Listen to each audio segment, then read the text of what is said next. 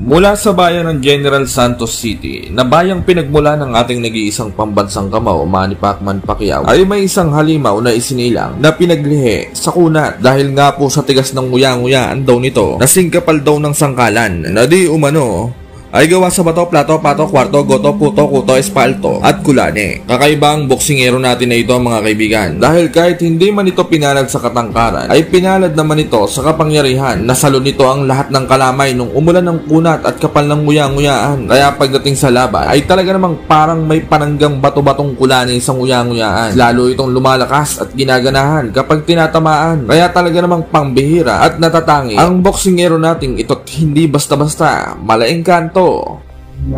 Tulad nga din po ng ating nag-iisang pambansang kamao, Manny Pacman Pacquiao mga kaibigan, ay nanggaling din ito sa matinding kahirapan at talaga namang lalong nakapagpalakas dito. Puro pitas na gulay ang ulam nito at sariwang mga prutas, bugbog ang mga trabaho na daig pa ang kalabaw sa bigat ng gawain. Kaya talaga namang napakalakas at napakatibay ng pangangatawan. Ngunit sa kabila nga po ng kapangyarihan taglay ng ating halimaw mga kaibigan, ay may isa nga pong kampon ng mga Inoue ang talaga namang nang maliit sa maliit nating kababayan. Inakala nito na easy fight lamang ang Pinoy dahil sa sobrang liit nga lamang po nito. Kaya dagli-daglian nila itong hinamon at nang pumalag ay kinasagad ng kanilang kampo ang laban at kumpiyansang-kumpiyansa ang kampo nila. Natatalunin nila ng walang kahirap-hirap ang ating bidang kababayan. Ngunit hindi rin naman po natin may pagkakaila ang talento ng Hapon na ito mga kaibigan dahil may kabigatan at talaga namang may diin din ang mga kamao nito sa laban. Sa katunayan nga po niyan mga kaibigan, sa kanyang naging amateur career nga po sa boxing ay nakapagtala lang naman po ito ng katakot-takot na 123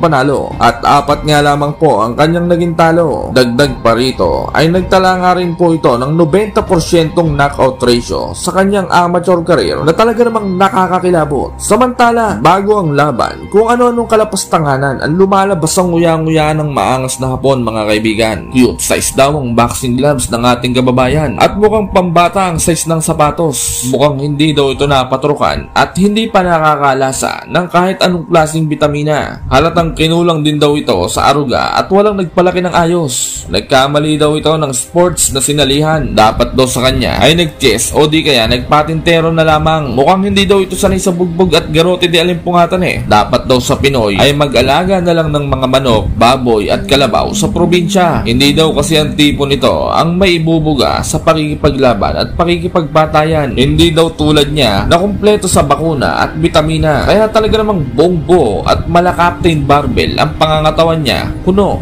sinabi rin nito na siya na daw ang susunod na Naoya Inoue ng Japanese Boxing Society. Gugulantangin niya daw ang mundo ng boxing. Papabulagtain niya daw ang Pinoy sa ibabaw ng lona hanggang mamilipe at magsabing sumusuko na ito sa laban. Binueltahan naman ito ng Pinoy at sinabing may bakuna siya sa ketong, bulutong, balatong, kurikong, ulupong, jampong, tumbong, pagong at kangkong na may bagoong. Ginagawang candy lang din daw niya ang vitamins dahil kahit magtulong-tulong pa daw ang ubong kabayo, sipon, COVID at trangkaso ay hindi daw ito uubra sa kanya dahil sa sobrang lakas daw ng kanyang resistensya at pangangatawan. Iyayabang pa daw niya ang mga bakuna at vitamins na iniinom niya eh. Kahit wala daw siya nun eh, makapangyarihan siya. At pagpapatunay nga lang daw po ito na siya ang tunay na mahinang nilalang at kailangan pa niya ng bitamina upang lumakas ang kanyang katawan.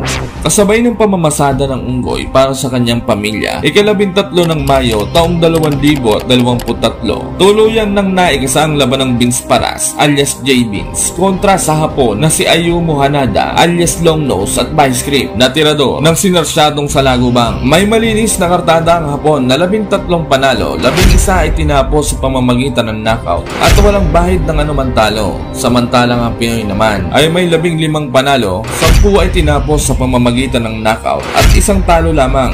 Ginanap ang kanilang laban sa Okada Manila Hotel and Casino, Paranaque City. Undercard dito sa laban ng John Riel Cuadro Alas, Angas ng Pinas Casimero at Pilipos Ngitong Buha.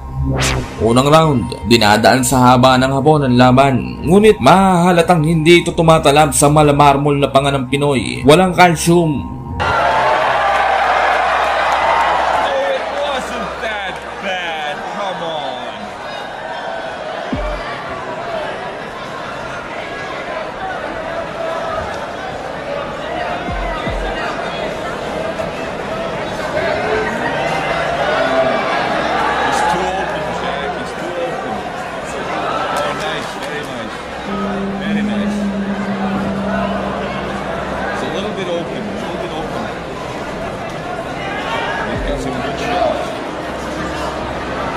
Round 2, nagkakakisian na ang dalawang fighter. Gulat na gulat ang Hapon dahil di niya akalain na ang maliit na Pinoy ay malaengkantong mambabarang ang lakas, makapangyarihan.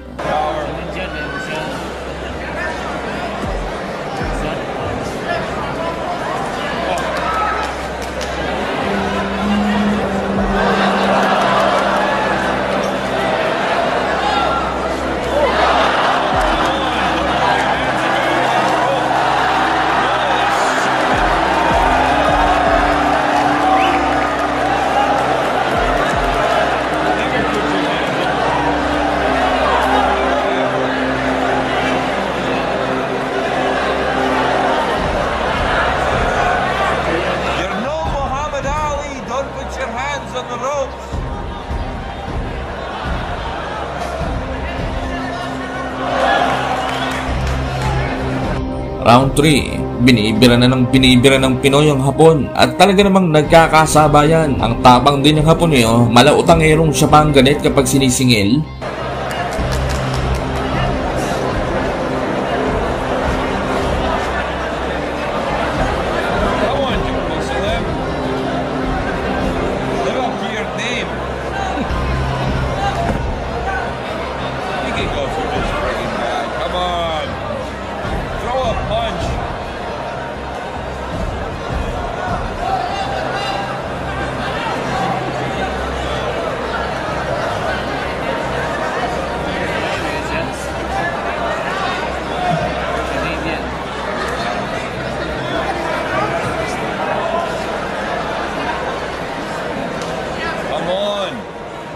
Straighten your punches out.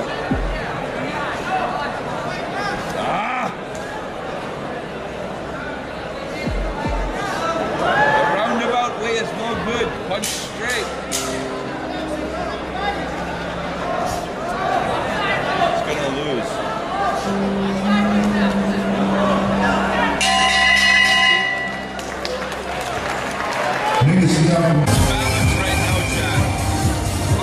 Has the power, but does he have the technique?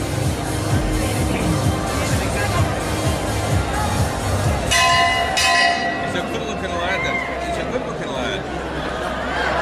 Jack, get this guy some good management, will you? Look at this. Look at this. Look at this.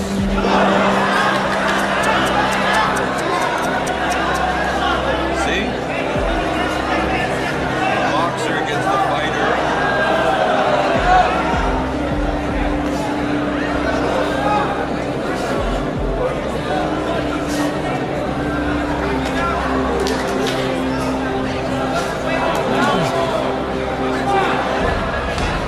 That's it, you got the power. Come on. Come on. Give him your power. Give me your power. Round 5, parang nagtitipid na ng gasolina ang Hapon. Hindi na ito masyadong kumikisi. Samantalang ang Pinoy ay mahiyamo kunehong nakarobos, bomba ng bomba.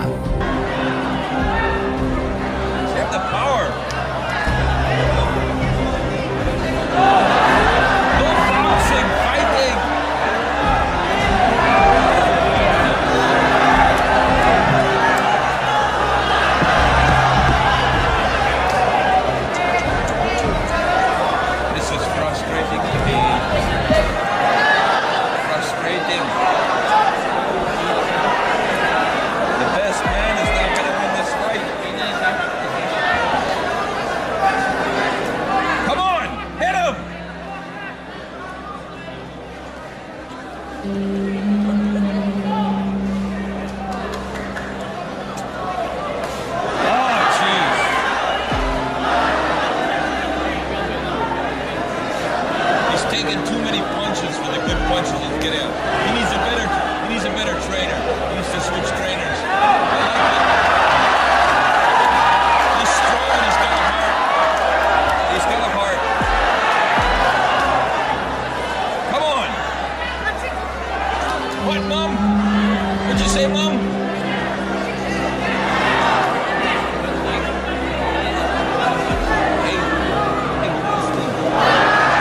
Round 7, nagiging punching mitts na ang nguyang-nguyaan ng Hapon. Sinasalo ng inam ang mga jab at kombinasyon ng Pinoy.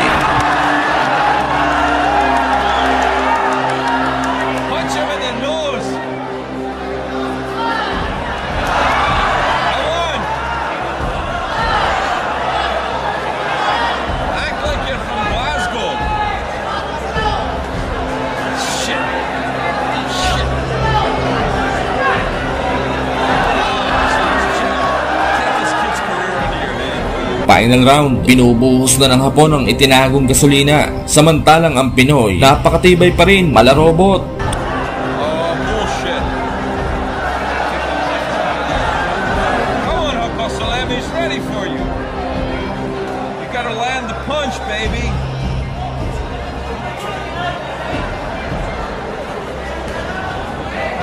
See, we got a classic boxer against a guy that can throw from any angle. All he got to do is hit that one good punch, and he's got him. Oh, it's a nice left. Come on, Uncle Salam.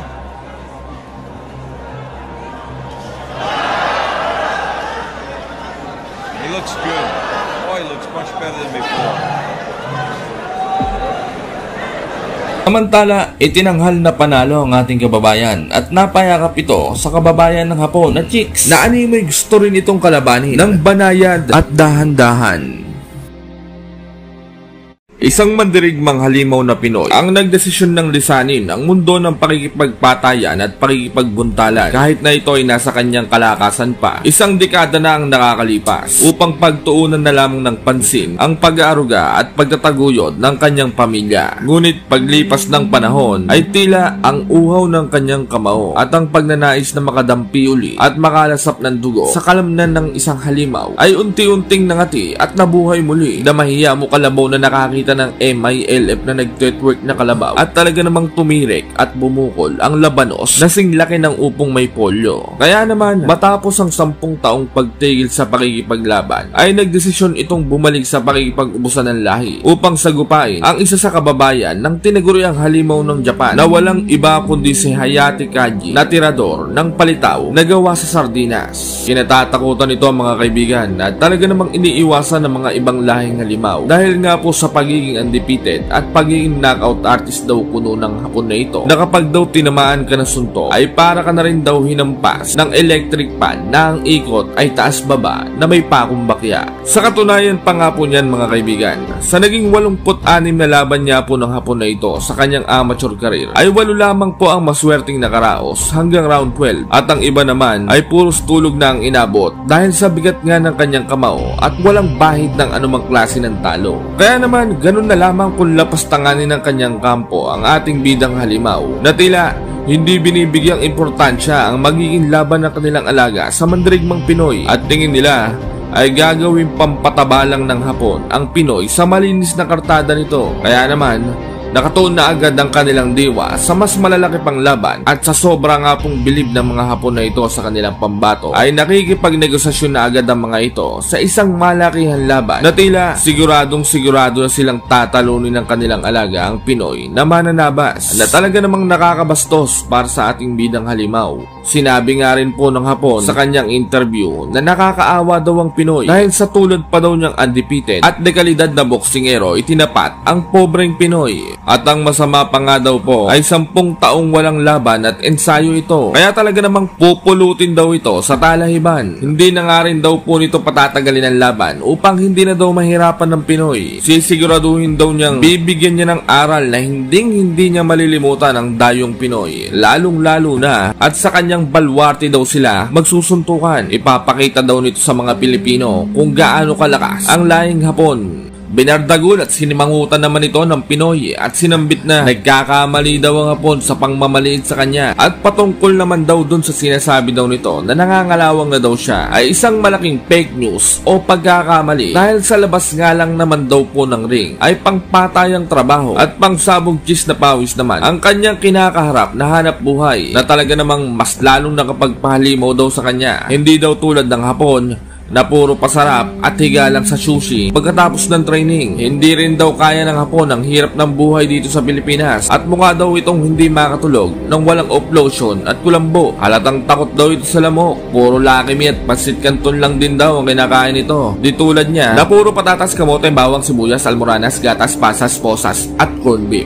Ngunit kung bago at kakapadpad mo lang sa channel na ito mga kaibigan ay baka naman pwedeng makahiling sa iyo ng isang like, comment At higit sa lahat ay subscribe. Pakisampigan mo na rin ang kampana dyan sa tabi para buhay na mano ka palagi sa mga bagong upload. Ginanap ang kanilang sagupan as usual sa balwarte ng mga Hapon sa Tokyo, Japan. May malinis na kartada ang Hapon na 15 panalo, 3 lamang ang maswerteng nakatawinan ng round 12 at walang bahid ng anumang klase ng talo.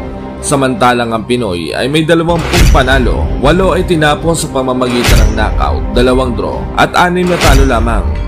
Sa mismong laban, mahahalatang masyadong malaki ang Hapon kumpara sa Pinoy. Nagpapakiramdaman pa lang din ang dalawa sa diin ng suntok ng bawat isa. Makikita rin parang hindi tumigil ng 10 taon sa pagbaboxing ang ating bidang halimaw. Dahil sa liksi nito na mahiya mo si Bugs Bunny.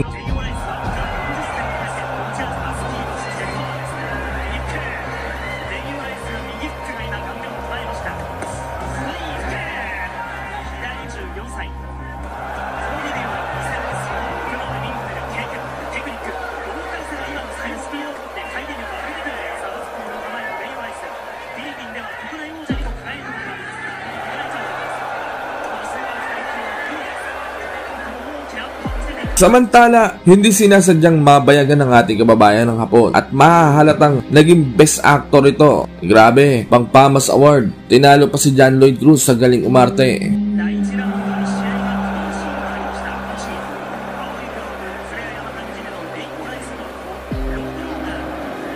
Round 2, nag-i-hysterical ang mga Japanese fans at ang commentator dahil sa pagkaka-corner at sunod-sunod na patama ng Hapon sa ating kababayan. Ang hindi niya alam ay makunat pa sa makunat ang nguya-nguyaan ng ating bidang kababayan, Malamar Mall.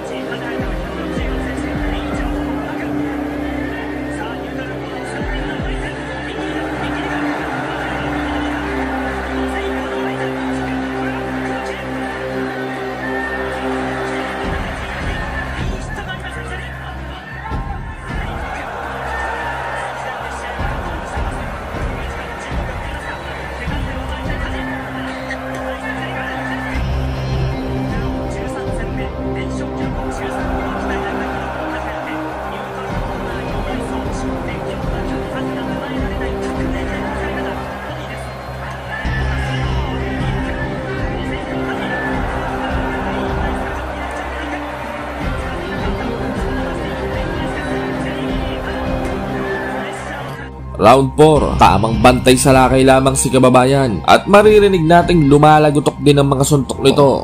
Malalata ng corn beef at lato-lato. Samantala, nagliligalig ang mga komentator at ang mga Hapon sa tuwing napapasandal sa lubid ang ating kababayan, mga kaibigan. Mahiya mo mga ekop ng bibi na sirit oh. Ang sasarap pasakan ng medyas na 1 linggong walang palit ang mga buwanga oh.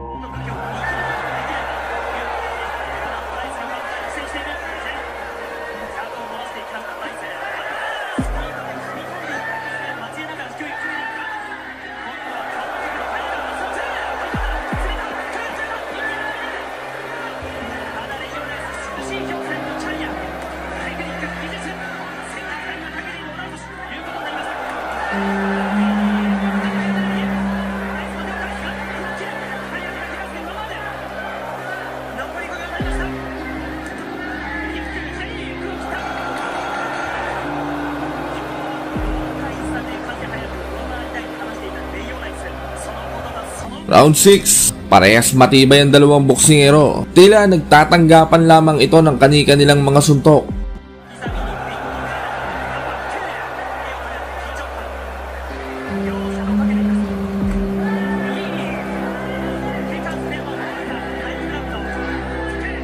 Samantala, bahagyan na patigil ang ating kababayan na tila sumisenyas na tinamaan daw ito sa balakang. Ngunit hindi malinaw kung doon niya o sa ethics na hindi naman pinansin ng Hapon na referee. At ang Japanese boxer naman ay sinamantala ang pagkakataon na mamatitis. Dagli-dagli ang sumugod nang makita ang Pinoy na tumigil.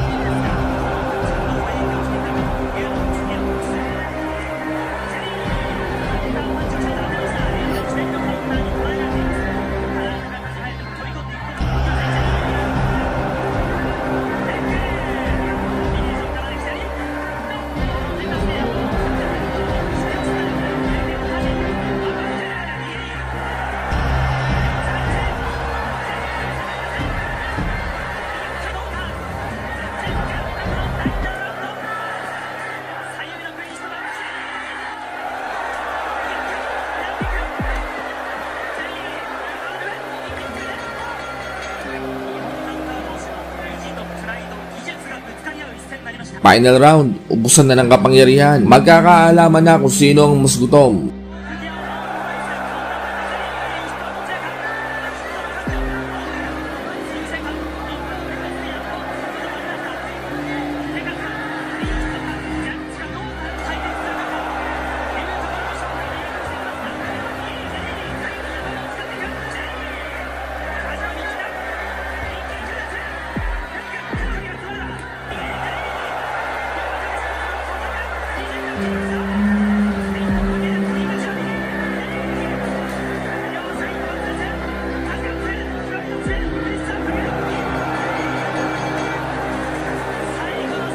Sobrang dikit nga po ng laban mga kaibigan, kaya talaga namang nahirapan ng mga hurado sa kung sino ba talaga ang nanalo. Ang una nga pong hurado ay pumabor sa ating kababayan. Nagdala ito ng 77-76 pabor sa ating kababayan. Samantalang ang pangalawang hurado naman ay pumabor sa Hapon na nagbigay ng 77-75 na score. Samantala, ang huling hurado naman ay nagbigay ng 77-76 pabor sa